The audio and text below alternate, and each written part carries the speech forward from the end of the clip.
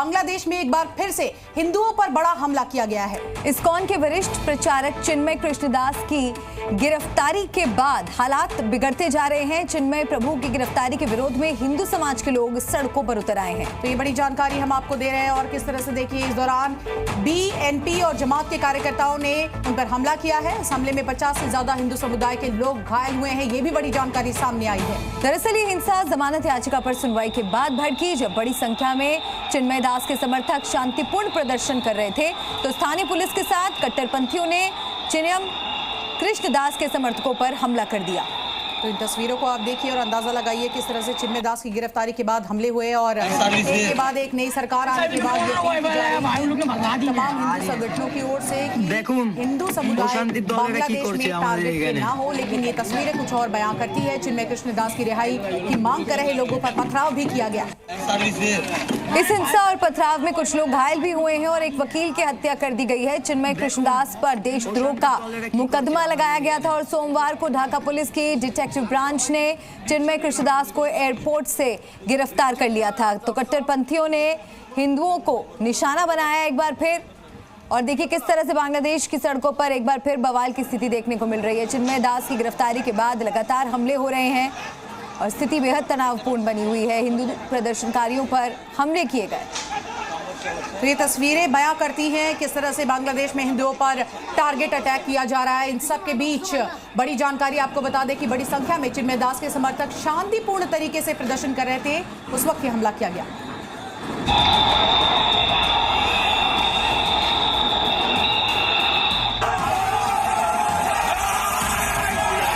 बांग्लादेश में हिंदू एक बार फिर निशाने पर, एक बार फिर उन्हें सबके सामने पीटा गया।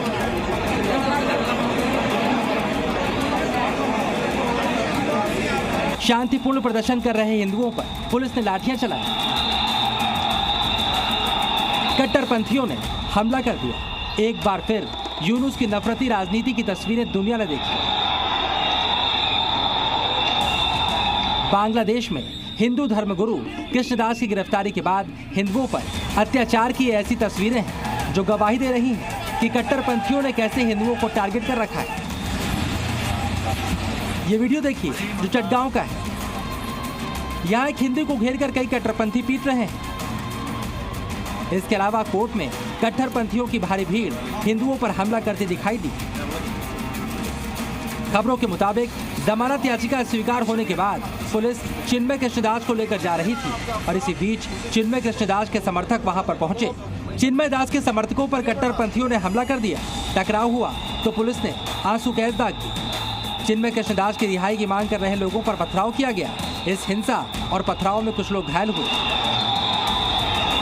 यहाँ तक कि चिन्मय दास के वकीलों की टीम पर भी हमला किया गया। इसमें एक वकील की मौत भी हो गई। इतना ही नहीं, बांग्लादेश की पुलिस और अर्धसैनिक बलों ने साउंड ग्रेनेड दागे और लाठीचार्ज किया।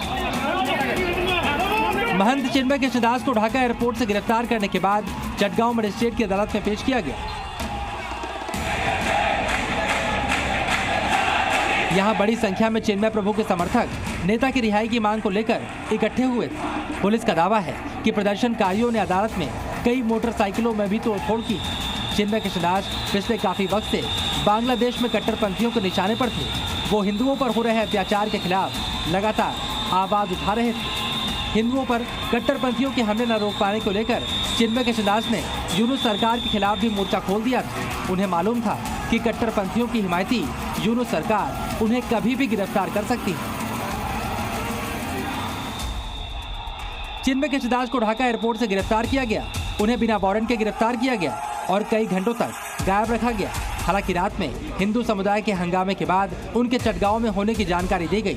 चिन्मय कृष्णदास की गिरफ्तारी की भारत में कड़ी निंदा की जा रही है। सनातन चेतना के नेता चिन्मय कृष्णदास ब्रह्मचारी जी को गिरफ्तार किया गया है ढाका एयरपोर्ट से, जबकि वो कहीं किसी रैली को संबोधित करने जा रहे थे।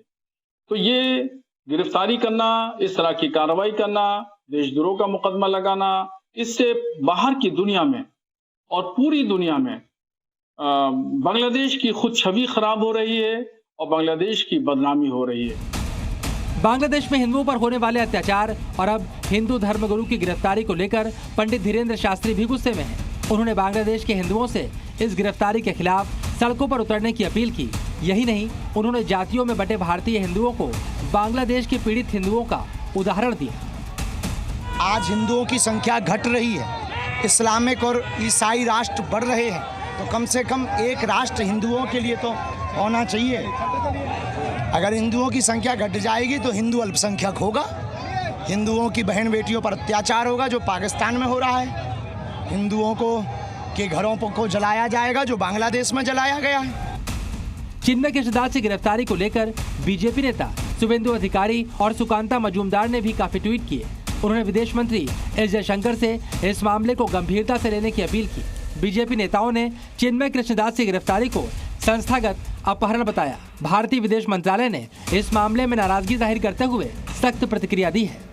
भारतीय विदेश मंत्रालय ने बांग्लादेश में हिंदुओं पर होने वाले अत्याचारों को लेकर सवाल खड़े किए। इसके अलावा उन्होंने कहा कि ये दुर्भाग्यपूर्ण है कि बांग्लादेश में अपराधी खुलेआम घूम रहे हैं, लेकिन शांतिपूर्ण सभाओं के जरिए सही मांगे करने वाले धार्मिक नेताओं के खिलाफ मुकदमे चल रहे हैं। बांग्लादेश के हिंदुओं का आरोप है कि चिन्मय कृष्णदास से गिरफ्तारी इस्लामिक कट्टरपंथियों के इशारे पर हुई।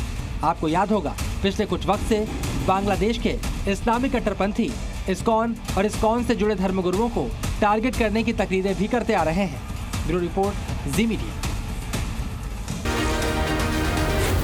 जी न्यूज़।